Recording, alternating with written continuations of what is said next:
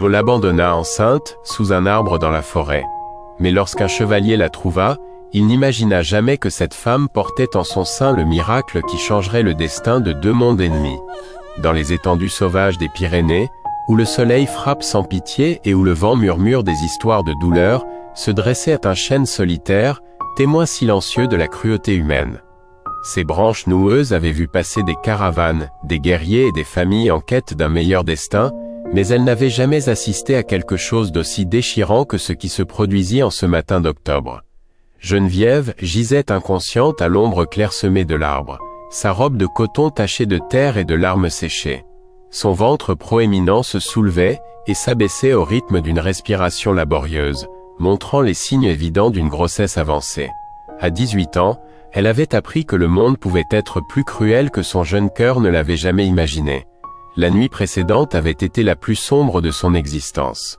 Son propre père, le baron de Valois, un homme respecté dans le village de Clairefonds, avait pris la décision qui brise les familles et scelle les destins pour toujours. Les yeux pleins d'une fureur qui ne pardonnait pas, il avait chargé sa fille sur sa charrette et l'avait conduite jusqu'à ce lieu désolé. « Tu as déshonoré notre nom ». Telles avaient été ses dernières paroles avant de faire demi-tour et de repartir, laissant Geneviève avec seulement une petite gourde d'eau et un morceau de pain dur. « Que Dieu ait pitié de ton âme, car moi, je ne le peux plus. » Le souvenir de ces mots coupaient comme un couteau dans le cœur de Geneviève chaque fois qu'elle se réveillait. Elle avait pleuré jusqu'à ne plus avoir de larmes. Elle avait crié jusqu'à ce que sa voix devienne rauque. Elle avait supplié le ciel d'une seconde chance qui semblait ne jamais devoir arriver. Maintenant, les lèvres gercées par la soif et le corps affaibli par la faim, elle pouvait à peine garder les yeux ouverts. L'histoire de son malheur avait commencé des mois plus tôt, lorsque Gaston, le fils du plus riche seigneur de la région, l'avait remarqué lors des fêtes du village. Avec des mots doux et des promesses de mariage, il avait conquis son cœur innocent.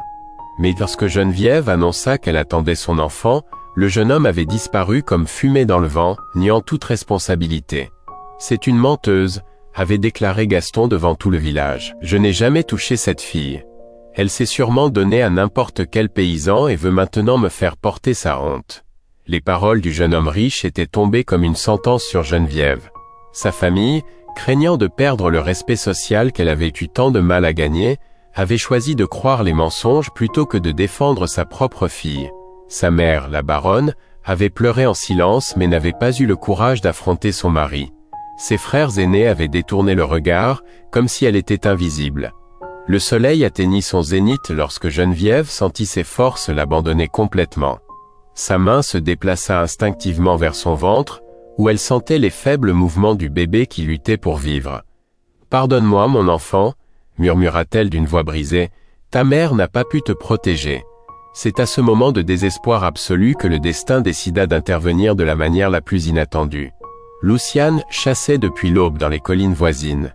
Ses 27 années de vie en tant que chevalier banni lui avaient appris à lire les signes de la nature comme s'ils étaient des mots écrits dans un livre sacré. Quelque chose dans le comportement des oiseaux, dans la façon dont le vent déplaçait les feuilles sèches, lui avait dit que ce jour serait différent.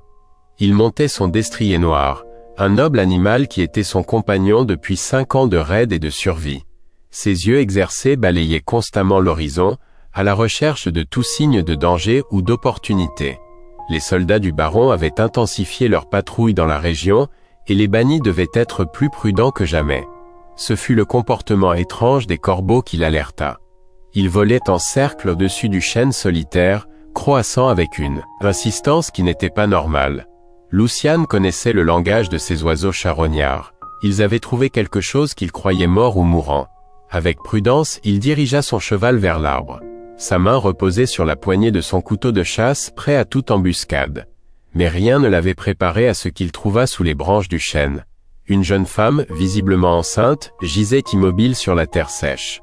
Sa peau naturellement mate avait pris une pâleur maladive, et ses lèvres montraient les signes évidents d'une déshydratation sévère.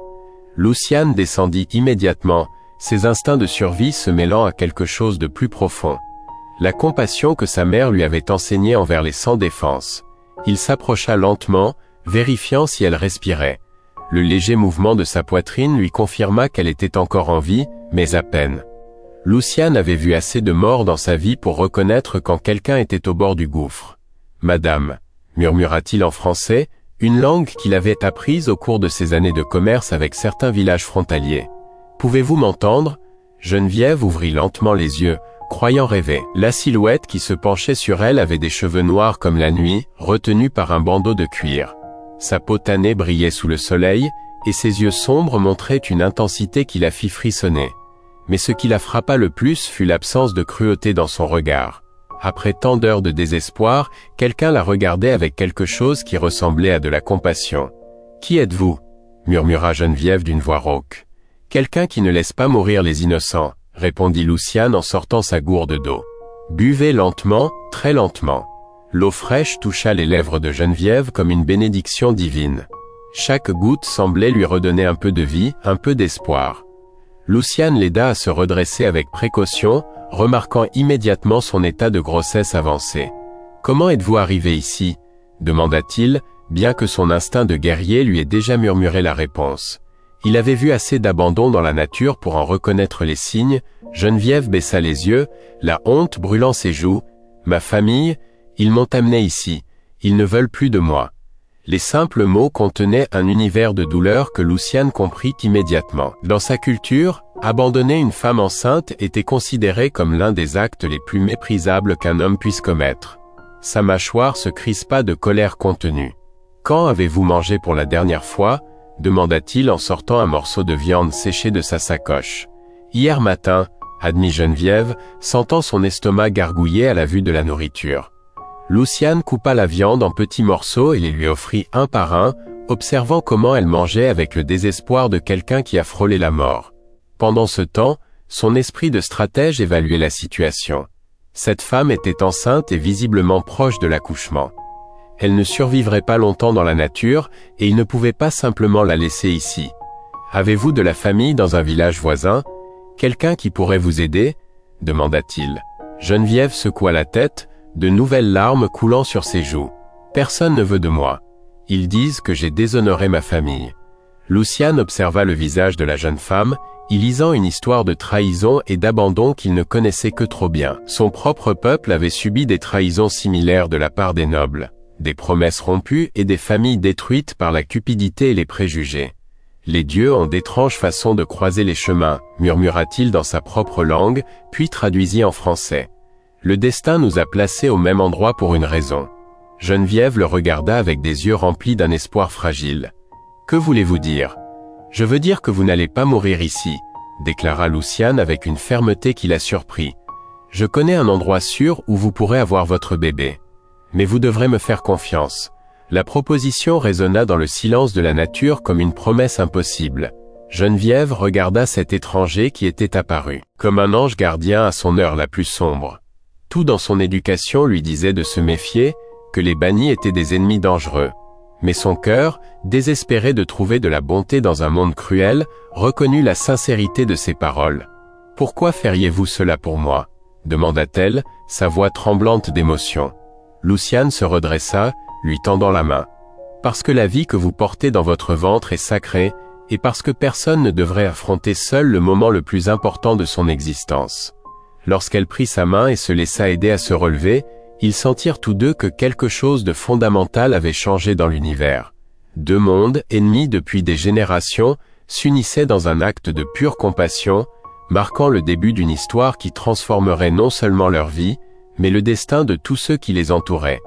Le soleil commençait à décliner lorsque Luciane aida Geneviève à monter derrière lui sur son cheval. Alors qu'ils s'éloignaient du chêne, témoins de leur rencontre, aucun d'eux ne pouvait imaginer que ce moment de miséricorde déclencherait une chaîne d'événements qui mettrait leur cœur à l'épreuve, défierait les traditions des deux peuples et prouverait finalement que le véritable amour peut fleurir même dans le désert le plus aride de l'âme humaine. Le refuge de Luciane était caché entre les rochers comme un secret gardé par les montagnes depuis des siècles. C'était une grotte naturelle qui avait été aménagée par des générations de bannis comme point de repos lors de longues traversées de la nature sauvage. L'eau jaillissait d'une source cachée, et l'entrée était si bien camouflée que seuls des yeux exercés pouvaient la trouver. Quand Geneviève vit cet endroit pour la première fois, elle eut l'impression d'être arrivée dans un autre monde. Les parois de pierre étaient ornées de peintures anciennes qui racontaient des histoires de chasse, de guerre et de célébration. Des pots tannés servaient de tapis, et l'odeur d'herbes médicinales séchées imprégnait l'air d'un parfum qui apaisait l'âme. « Ici, vous serez en sécurité », lui dit Luciane en l'aidant à s'installer sur un lit improvisé de couvertures douces. Personne d'autre que ma tribu ne connaît cet endroit. Geneviève observait tout avec un mélange d'émerveillement et de crainte. Elle avait grandi en entendant des histoires terribles sur les bannis, des récits qui les dépeignaient comme des sauvages sans cœur. Mais la réalité qu'elle avait devant elle contredisait chacune de ces histoires. Luciane se déplaçait avec une grâce naturelle, s'occupant d'elle avec une délicatesse que peu d'hommes civilisés avaient jamais montrée. Les premiers jours, la communication entre eux fut un défi constant. Luciane parlait un français hésitant, y mêlant des mots de sa langue qu'elle ne comprenait pas. Elle, de son côté, se sentait intimidée par les différences culturelles qui semblaient un abîme impossible à franchir. Mais le langage des soins n'a pas besoin de mots. Et bientôt, tous deux trouvèrent des moyens de se comprendre qui transcendaient les barrières de la langue. Chaque matin, Luciane partait avant l'aube pour chasser ou cueillir des plantes médicinales. Il revenait avec des lapins frais, des racines nutritives et des herbes qu'il préparait en infusion pour renforcer Geneviève et son bébé à naître. Il l'observait avec des yeux inquiets pendant qu'elle mangeait, remarquant comment chaque jour, elle reprenait un peu plus de couleur sur ses joues. « Pourquoi faites-vous tout cela ?» lui demanda Geneviève un après-midi, alors qu'il soignait les blessures à ses pieds causées par la marche pieds nus dans la nature. Luciane leva les yeux, ses yeux sombres reflétant une sagesse qui semblait ancienne. « Dans mon peuple, nous avons une croyance, » expliqua-t-il lentement, cherchant les mots justes en français. « Les enfants qui viennent au monde dans des moments difficiles apportent des messages spéciaux des dieux. Votre bébé sera un pont entre nos mondes. » Les mots de Luciane touchèrent quelque chose de profond dans le cœur de Geneviève. Pour la première fois depuis qu'elle avait découvert sa grossesse, quelqu'un parlait de son bébé comme d'une bénédiction, et non comme d'une honte. Des larmes de gratitude coulèrent sur ses joues. « Ma famille dit que c'est une malédiction », murmura-t-elle en touchant tendrement son ventre. « Ils disent que cela apportera le déshonneur à notre nom. »« Votre famille ne comprend pas le cadeau qu'elle a reçu », répondit Luciane fermement. « Mais les dieux, eux, le comprennent. C'est pourquoi ils vous ont mise sur mon chemin. » Les jours se transformèrent en semaines et une routine sacrée s'établit entre eux. Luciane avait commencé à lui apprendre des mots dans sa langue, en particulier ceux liés à la maternité et à l'éducation des enfants. Il lui expliqua les traditions de son peuple concernant la naissance, comment les femmes de la tribu étaient vénérées pour leur capacité à donner la vie. « Dans ma tribu », lui raconta-t-il un soir, alors qu'il contemplait les étoiles depuis l'entrée de la grotte, les femmes enceintes sont considérées comme sacrées. Tout le village les protège et les honore. Le jour où un enfant naît, toute la communauté célèbre comme si c'était son propre enfant. Geneviève écoutait ces histoires, le cœur partagé entre l'admiration et la tristesse. Comme sa vie aurait été différente si elle était née dans un endroit où la maternité était célébrée au lieu d'être punie. « Avez-vous une famille, Luciane ?» demanda-t-elle avec curiosité. Le visage du guerrier s'assombrit légèrement. « J'ai eu une femme, » admit-il après un long silence. Elle est morte lors d'une attaque de soldats du baron alors qu'elle attendait notre premier enfant. Depuis lors, protéger les mères et les enfants est devenu mon objectif sacré. Cette révélation expliqua beaucoup de choses sur le dévouement avec lequel Luciane s'occupait d'elle. Geneviève comprit qu'elle et son bébé représentaient pour lui une chance de rédemption, un moyen d'honorer la mémoire de sa femme perdue. Mais tout n'était pas paisible dans ce refuge caché. À mesure que la grossesse de Geneviève avançait, des complications commencèrent à apparaître, inquiétant profondément Luciane. Il y avait des nuits où elle se réveillait avec des douleurs intenses et sa respiration devenait laborieuse. Le guerrier avait beaucoup appris sur les herbes médicinales, mais il savait que ses connaissances pourraient ne pas suffire pour un accouchement compliqué. Un petit matin particulièrement difficile, lorsque Geneviève se réveilla avec des contractions prématurées qui lui coupèrent le souffle, Luciane prit une décision qui allait changer le cours de leur vie. « Nous avons besoin d'aide », lui dit-il d'une voix grave. « Une aide que je ne peux pas vous donner ici. » Geneviève le regarda avec des yeux paniqués. « Que voulez-vous dire ? Je connais un village où vit une sage-femme très avisée. Une femme nommée Amélie, qui a mis au monde des centaines d'enfants. Mais il se trouve en territoire français, et s'y rendre sera dangereux pour nous deux. La perspective de retourner dans un village français terrifiait Geneviève. Que se passerait-il si quelqu'un la reconnaissait? Que feraient les habitants en voyant qu'elle était accompagnée d'un banni? Peut-être vaut-il mieux que j'y aille seule, suggéra-t-elle d'une voix tremblante. Luciane secoua la tête avec fermeté. Une femme dans votre état ne peut pas voyager seule dans la nature. De plus, vous avez été sous ma protection ces dernières semaines. Il est de ma responsabilité de m'assurer que vous et votre bébé êtes en sécurité. La détermination dans sa voix n'admettait aucune discussion. Geneviève réalisa que cet homme avait endossé le rôle de protecteur avec un sérieux qui touchait au sacré. Il ne l'abandonnerait pas maintenant, quels que soient les risques. Les jours suivants, Luciane prépara méticuleusement le voyage. Il étudia les itinéraires les plus sûrs, les horaires des patrouilles du baron, les endroits où il pourrait se reposer sans être vu.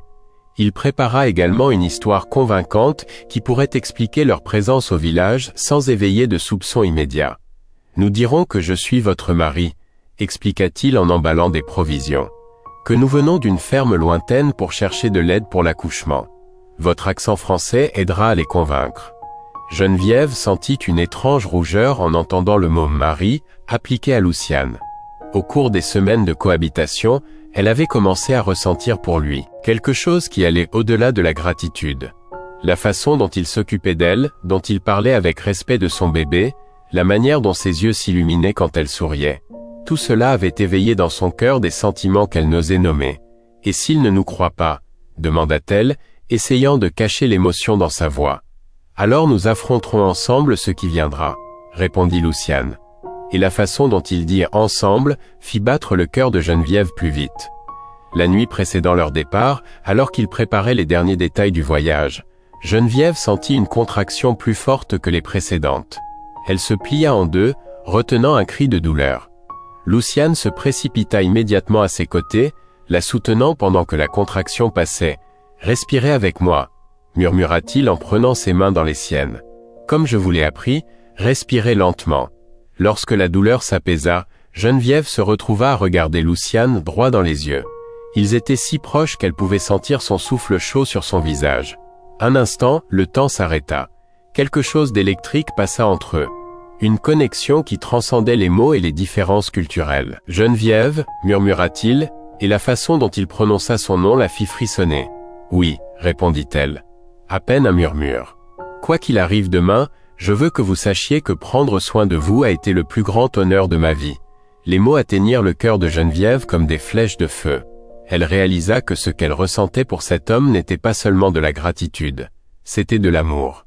Un amour profond et pur qui avait grandi silencieusement pendant les nuits partagées sous les étoiles, pendant les jours de soins mutuels, pendant les conversations où deux mondes différents avaient trouvé un langage commun. « Luciane » murmura-t-elle, rassemblant le courage d'exprimer ce que son cœur ressentait. « Moi aussi. » Mais une autre contraction, plus intense que la précédente, interrompit ses paroles. Cette fois, la douleur fut si forte que Geneviève ne put retenir un gémissement. « Le bébé arrive plus tôt » murmura Luciane avec inquiétude. « Nous devons partir ce soir. Nous ne pouvons pas attendre demain. » Alors qu'ils se préparaient pour le voyage le plus dangereux de leur vie, Geneviève et Luciane savaient tous deux que quelque chose de fondamental avait changé entre eux cette nuit-là. Ils avaient franchi la ligne invisible qui séparait la gratitude de l'amour, la protection du dévouement total. Maintenant, ils voyageaient non seulement comme protecteurs et protégés, mais comme un homme et une femme unis par un sentiment qui défiait toutes les conventions de leur monde respectif. La nature nocturne les accueillit de son silence éternel, témoin muet d'une histoire d'amour qui était sur le point d'affronter sa première véritable épreuve. Le village de Valfleury se réveilla cette aube-là au son de sabots s'approchant sur le sentier principal. Les premiers rayons de soleil commençaient à peine à dorer les maisons à colombages lorsque Luciane et Geneviève arrivèrent aux abords. Elle s'agrippait à lui, tandis que de nouvelles contractions la secouaient de plus en plus fréquemment. Ils avaient chevauché toute la nuit, ne s'arrêtant que lorsque la douleur devenait insupportable pour Geneviève. Luciane avait mémorisé chaque respiration haletante, chaque gémissement contenu, sachant que le temps s'épuisait rapidement. Le bébé n'attendrait pas beaucoup plus longtemps.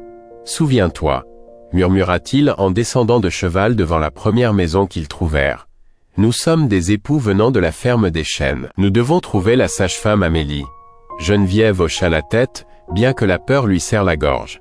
Son ventre se contractait violemment, et elle savait qu'elle ne pourrait pas faire semblant d'être normale très longtemps. Luciane avait réussi à dissimuler son apparence de banni avec des vêtements français et un chapeau qui cachait partiellement ses traits, mais ses yeux restaient indubitablement ceux d'un étranger. La première personne qu'ils rencontrèrent fut un vieil homme qui nourrissait ses poules dans l'arrière-cour. En les voyant, ses yeux se remplirent d'un mélange de curiosité et de méfiance. « Bonjour, monsieur, » dit Luciane avec l'accent qu'il avait pratiqué pendant des semaines. « Ma femme a besoin d'une aide urgente. Connaissez-vous la sage-femme Amélie ?» Le vieil homme observa Geneviève, remarquant immédiatement son état critique. Malgré sa méfiance initiale, l'instinct humain d'aider une femme en travail s'imposa. Amélie vit dans la maison bleue au bout de la rue principale, informa-t-il en montrant avec son bâton noueux. Mais vous feriez mieux de vous dépêcher. Cette jeune femme n'a pas l'air bien. Alors qu'il se dirigeait vers la maison indiquée, d'autres voisins commencèrent à sortir de leur maison, attirés par la présence des étrangers. Les femmes s'approchaient avec des expressions de préoccupation maternelle, tandis que certains hommes gardaient leur distance, observant Luciane avec des yeux suspicieux. Amélie était une femme de 50 ans, robuste et aux mains fermes, qui avait assisté à plus de 500 accouchements au cours de ses 3 décennies de pratique. Quand elle ouvrit la porte et vit Geneviève pliée en deux par une contraction, elle ne posa pas de questions. L'expérience lui avait appris que les bébés n'attendent pas d'explications. « Faites-la entrer », ordonna-t-elle avec autorité, préparant immédiatement sa chambre spéciale pour les accouchements. « Quand les contractions ont-elles commencé ?»« La nuit dernière », répondit Luciane en portant Geneviève à l'intérieur. « Elles deviennent de plus en plus fortes et fréquentes. » Amélie examina rapidement Geneviève, et son expression devint sérieuse. « Ce bébé se présente par le siège, » annonça-t-elle. « Ce sera un accouchement difficile. J'aurai besoin d'aide. » Pendant qu'Amélie préparait tout le nécessaire, la nouvelle des visiteurs se répandit dans le village comme une traînée de poudre et ne tarda pas à parvenir aux oreilles de la personne la moins appropriée. Le baron de Valois, l'homme le plus influent et le plus méfiant de Valfleury. Le baron était un riche marchand et éleveur, mais surtout un homme qui haïssait tout ce qu'il ne comprenait pas ou ne pouvait pas contrôler. À 45 ans, il avait bâti sa réputation sur la méfiance envers les étrangers et le mépris pour les bannis. Quand on lui raconta qu'un couple était arrivé pour demander de l'aide pour un accouchement, son instinct lui dit que quelque chose n'allait pas. « Et d'où ont-ils dit qu'ils venaient ?» demanda-t-il à son informateur, Thomas le boulanger. « De la ferme des Chênes, répondit Thomas. « Mais je n'ai jamais entendu parler de cet endroit et je connais toutes les fermes de la région. » Le baron plissa les yeux. « Et comment est l'homme? Grand, brun, silencieux. Il a quelque chose d'étrange, mais je ne saurais dire quoi. » Sans perdre de temps, le baron se dirigea vers la maison d'Amélie, accompagné de 2 de ses hommes de confiance. Son arrivée coïncida avec un moment critique. Geneviève venait d'avoir une contraction si intense qu'elle avait crié de douleur. Un son qui s'entendit clairement depuis la rue. « Amélie !» cria le baron de l'extérieur. « Je dois te parler. » La sage-femme sortit, les mains tachées d'eau et de sang, visiblement agacée par l'interruption. « J'assiste à un accouchement compliqué, baron. Ce que tu as à dire peut attendre. »« Ça ne peut pas attendre, » insista-t-il en regardant vers la fenêtre où l'on voyait l'ombre de Luciane s'occupant de Geneviève. « Connais-tu ces gens? As-tu vérifié qui ils sont vraiment ?» Amélie le regarda avec incrédulité. « Me demandes-tu si j'interroge les femmes pendant qu'elles accouchent? Une femme a besoin d'aide, et je la lui donne. C'est mon travail. »« Ton travail est de t'occuper des gens du village, » répliqua le baron, « pas de créer des problèmes avec des étrangers suspects. » À ce moment, Anselme, un homme âgé respecté pour sa sagesse, s'approcha du groupe. Il avait observé la situation depuis sa boutique et avait remarqué la tension croissante. « Que se passe-t-il ici ?» demanda-t-il d'une voix calme mais ferme. « Nous avons des étrangers dans le village, » expliqua le baron. « Des gens dont nous ne savons pas d'où ils viennent ni quelles sont leurs intentions. » Anselme regarda vers la maison d'où provenaient des gémissements de douleur. « Je vois une femme qui a besoin d'aide pour accoucher. » « Depuis quand? Est-ce suspect? » « Depuis que nous vivons entourés de bannis qui peuvent nous attaquer à tout moment, » répliqua le baron avec véhémence. « Nous ne pouvons pas faire confiance à quiconque demande l'hospitalité. » À l'intérieur de la maison, Luciane écoutait la discussion avec une anxiété croissante. Il savait que sa présence avait éveillé les soupçons et craignait qu'à tout moment quelqu'un ne découvre sa véritable identité. Mais Geneviève avait besoin de toute son attention. Chaque contraction l'affaiblissait davantage, et Amélie commençait à montrer des signes d'inquiétude. « Le bébé est dans une position très difficile, » murmura la sage-femme. « Je dois le retourner, mais c'est risqué tant pour la mère que pour l'enfant. »« Faites ce que vous devez faire, » répondit Luciane d'une voix ferme. « Sauvez-les tous les deux. » Pendant qu'Amélie travaillait, la tension à l'extérieur continuait de monter.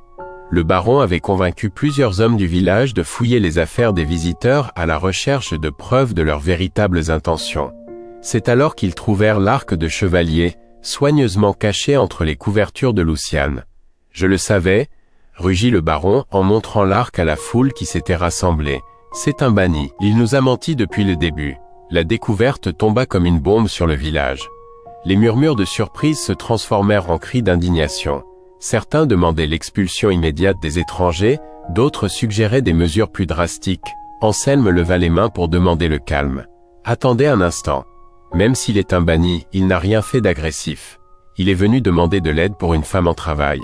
Les bannis sont nos ennemis, » cria quelqu'un dans la foule. « Ils ont tué mon frère l'année dernière, et ils ont enlevé la fille des nobles, » ajouta un autre. « Nous ne pouvons pas leur faire confiance. » Mais à ce moment précis, les cris de la foule furent réduits au silence par un son qui changea tout.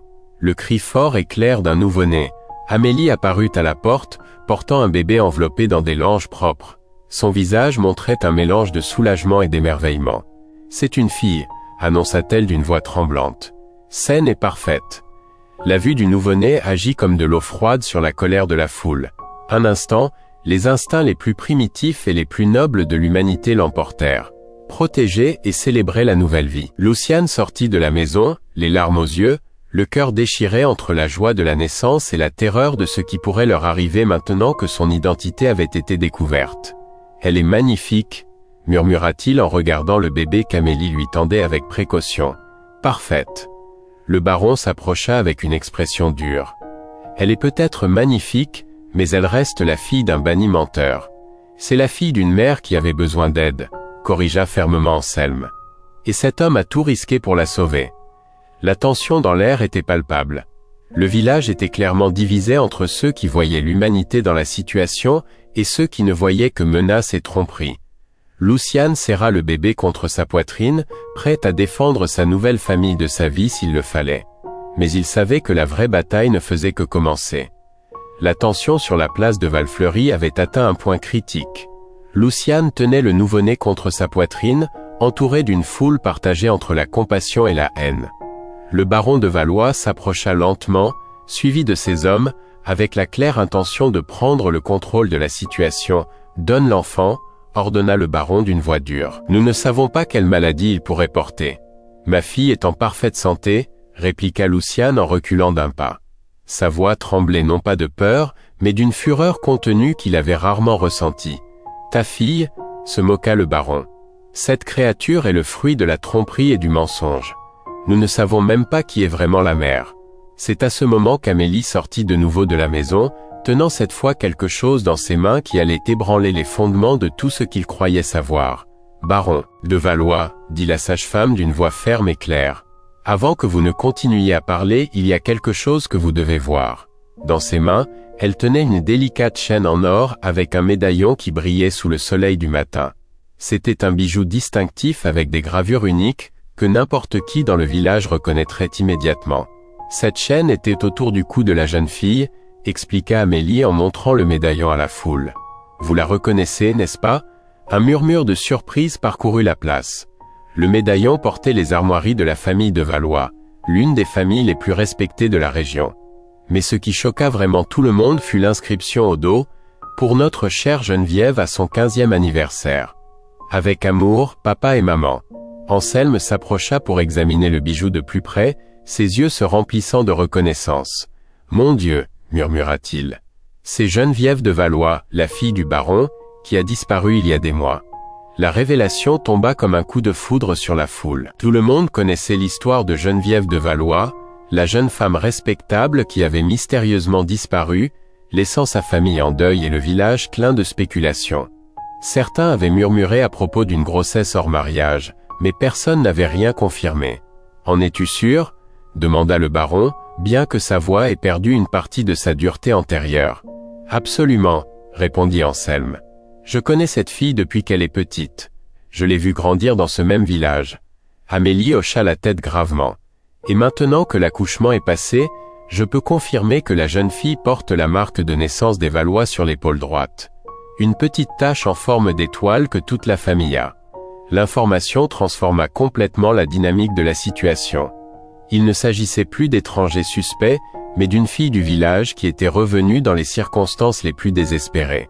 Mais cela ne change rien au fait qu'il est toujours un banni, insista le baron en désignant Luciane avec méfiance. Un banni qui a sauvé la vie d'une de nos filles, corrigea une voix dans la foule. C'était Solange, une femme âgée qui avait été une amie de la mère de Geneviève. Un banni qui a risqué sa propre vie pour l'amener ici quand elle avait besoin d'aide. Luciane resta silencieux, observant la vérité se dévoiler progressivement. Il savait que ce moment définirait non seulement son destin, mais aussi l'avenir de Geneviève et de sa fille. « Où est-elle maintenant » demanda Solange avec une inquiétude maternelle. « Comment va Geneviève ?»« Faible mais stable » répondit Amélie. « L'accouchement a été très difficile. Elle a besoin de repos et de soins, mais elle se rétablira. » À ce moment, comme si elle avait entendu son nom, Geneviève apparut à la porte de la maison. Elle était pâle et s'appuyait sur le cadre, mais ses yeux brillaient d'une détermination de fer. Tout le village se tut en la voyant. « Je reconnais certains visages », dit Geneviève d'une voix claire. « Madame Solange, monsieur Anselme, baron de Valois. » Ses yeux s'arrêtèrent sur ce dernier. « Vous connaissiez toute ma famille. Vous savez qui je suis. » Le baron se racla la gorge, visiblement mal à l'aise. « Geneviève, ma fille, nous sommes heureux de te voir en bonne santé. Mais tu dois comprendre notre inquiétude en voyant que tu étais accompagné d'un banni. » Ce banni, dit Geneviève en regardant Luciane avec une tendresse impossible à dissimuler, m'a trouvée mourante dans la forêt. Ma propre famille m'y avait abandonné, espérant que la soif et la faim résoudraient leurs problèmes d'honneur. Les mots frappèrent la foule comme des coups. Plusieurs des présents se souvenaient du baron de Valois, un homme sévère mais respecté. L'idée qu'il ait abandonné sa propre fille enceinte dans la forêt était presque inconcevable. Luciane s'est occupée de moi pendant des mois, continua Geneviève, sa voix se faisant plus forte. Il m'a nourri quand j'étais faible, m'a protégé quand j'avais peur. Il m'a appris que la vraie noblesse n'a rien à voir avec le nom que l'on porte, mais avec les actions que l'on accomplit. Luciane s'approcha d'elle, lui, offrant son bras pour qu'elle s'appuie. Le geste était si naturel, si plein de soins sincères, que même les plus sceptiques ne purent s'empêcher de le remarquer. Et maintenant, dit Geneviève en prenant son bébé dans ses bras, cet homme est le père que ma fille a choisi, même s'il ne l'a pas engendré. C'est l'homme qui m'a appris ce que signifie le véritable amour. La déclaration de Geneviève résonna dans le silence de la place. Elle parlait non seulement de gratitude, mais d'un amour profond et sincère. La façon dont elle regardait Luciane, dont il la soutenait si attentivement, la manière dont ils contemplaient tous deux le bébé.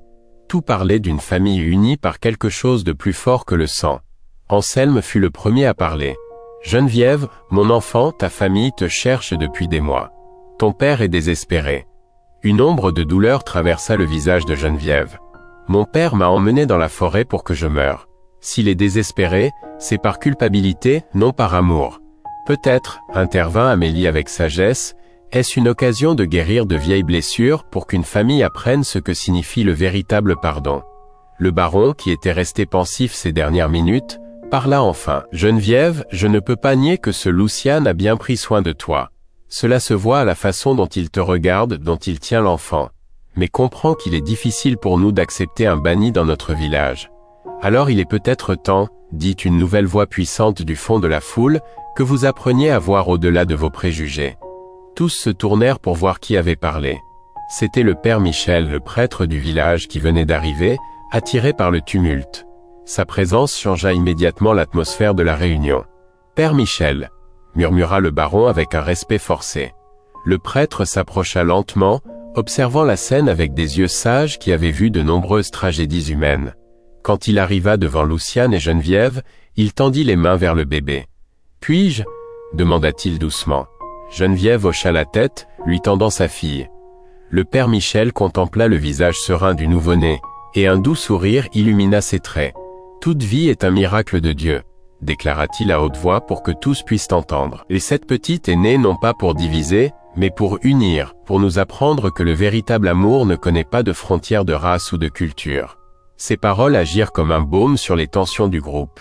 Même le baron semblait reconsidérer sa position. « Mais père, » murmura quelqu'un dans la foule, « comment pouvons-nous faire confiance à un banni ?» De la même manière, répondit le père Michel fermement, que le banni nous a fait confiance en amenant ici une femme dans le besoin, sachant qu'il risquait sa propre vie. Le silence qui suivit fut profond et réfléchi. Pour la première fois depuis son arrivée, Luciane sentit que peut-être, juste peut-être, il y avait de l'espoir pour sa nouvelle famille en ce lieu. 3 mois après ce jour qui changea le destin de Valfleury, la place du village se remplit d'une célébration unique dans son histoire. Les cloches de l'église sonnaient joyeusement tandis que les familles françaises et de la tribu se rassemblaient pour assister à quelque chose que personne n'avait imaginé possible. L'union de 2 mondes par l'amour. Geneviève se dirigea vers l'autel improvisé sous le grand chêne de la place, portant son bébé dans ses bras. La petite Aurore, comme il l'avait nommée selon la tradition de Luciane, avait grandi forte et en bonne santé, devenant le symbole vivant que le véritable amour peut s'épanouir en toutes circonstances. Luciane l'attendait à côté du père Michel, vêtu de vêtements traditionnels de la tribu que son peuple avait apportés spécialement pour l'occasion. Son chef, le vieil Elara, avait voyagé depuis les montagnes pour donner sa bénédiction à cette union qui promettait d'apporter la paix entre les peuples. « Je n'aurais jamais pensé voir quelque chose comme ça », murmura le baron à Anselme, qui souriait les larmes aux yeux. Le marchand avait connu une profonde transformation au cours de ces mois, apprenant à voir au-delà de ses préjugés en observant comment Luciane s'occupait de Geneviève et de la petite Aurore. « L'amour a des moyens mystérieux de changer les cœurs, » répondit Anselme, se souvenant comment il avait servi de médiateur entre les 2 cultures pour rendre cette célébration possible. Amélie, qui était devenue une seconde mère pour Geneviève, ajusta le châle brodé qu'elle avait tissé spécialement pour l'occasion. « Tu es radieuse, mon enfant » lui chuchota-t-elle. « Ta grand-mère aurait été fière de te voir aujourd'hui. » Le moment le plus émouvant arriva lorsque le baron de Valois apparut au fond de la place. Le père de Geneviève était venu de Clairefonds après des mois de recherche de sa fille, tourmenté par la culpabilité de l'avoir abandonnée. Son visage montrait le poids du remords alors qu'il s'approchait lentement. « Geneviève, » murmura-t-il d'une voix brisée, « peux-tu pardonner à un père qui a laissé l'orgueil être plus fort que l'amour ?» La jeune femme se tourna vers lui, Aurore dans les bras. Un instant qui parut une éternité, père et fille se regardèrent en silence. Puis Geneviève tendit sa main libre vers lui. « Le pardon guérit plus de cœur que la vengeance, père, » dit-elle d'une voix douce. « Luciane me l'a appris. » Le baron de Valois prit la main de sa fille et regarda pour la première fois Luciane directement. « Seigneur, dit-il avec dignité, je vous dois la vie de ma fille et de ma petite-fille. Je ne pourrai jamais rembourser cette dette. » Luciane s'approcha, et dans un geste qui surprit tout le monde, s'inclina respectueusement devant le vieil homme. « Il n'y a pas de dette entre familles, » répondit-il dans un français soigneusement prononcé. « Il n'y a que l'amour qui multiplie les bénédictions. » La cérémonie qui suivit fut unique dans l'histoire de la région. Le père Michel bénit l'union avec des prières chrétiennes, tandis que le chef Elara accomplit des rituels de la tribu pour la purification et la prospérité. Les 2 traditions s'entremêlèrent comme les cœurs de Luciane et Geneviève, créant quelque chose de nouveau et de beau. Lorsque le père Michel prononça les mots finaux « Je vous déclare mari et femme, devant Dieu et cette communauté », un silence sacré enveloppa la place. Puis, spontanément, Français et membres de la tribu commencèrent à chanter ensemble, mêlant des mélodies traditionnelles dans une symphonie d'espoir. La petite Aurore, comme si elle comprenait l'importance du moment, tendit ses petites mains vers les 2 peuples réunis, arrachant des rires et des larmes d'émotion au présent. Des années plus tard, alors qu'Aurore marchait déjà entre les maisons de Valfleury, parlant aussi bien le français que la langue de la tribu, le village s'était transformé en un lieu où 2 cultures coexistaient en harmonie. Luciane enseignait aux jeunes Français des techniques de survie dans la forêt, tandis que Geneviève partageait avec les femmes de la tribu des connaissances sur les herbes médicinales qu'elle avait apprises de sa grand-mère. Le baron, devenu le parrain officiel d'Aurore, disait souvent à qui voulait l'entendre « Cet enfant nous a appris que les miracles arrivent quand on s'y attend le moins, déguisés en les personnes que nous croyons être nos ennemis. » Un après-midi, alors qu'ils contemplaient le coucher du soleil depuis leur nouvelle maison, Geneviève reposa sa tête sur l'épaule de Luciane, tandis qu'Aurore jouait à leurs pieds avec des poupées faites de bois de la tribu et de tissu français. « Aurais-tu jamais imaginé que nous finirions ainsi ?» demanda Geneviève avec un sourire. Luciane l'embrassa doucement sur le front. Les dieux savaient ce qu'ils faisaient en te plaçant sous cet arbre. Ils savaient que ton cœur était assez grand pour aimer sans limite, et ton esprit assez fort pour changer le monde. À l'horizon, le soleil se couchait, peignant le ciel d'or et de pourpre comme une bénédiction éternelle sur une famille qui avait prouvé que le véritable amour ne connaît pas de frontières, que la compassion peut transformer la haine en espoir, et que les plus grands miracles naissent dans les moments les plus désespérés de la vie. Valfleury avait appris que la vraie richesse ne réside pas dans ce que nous possédons, mais dans ce que nous sommes capables de donner à ceux qui en ont le plus besoin.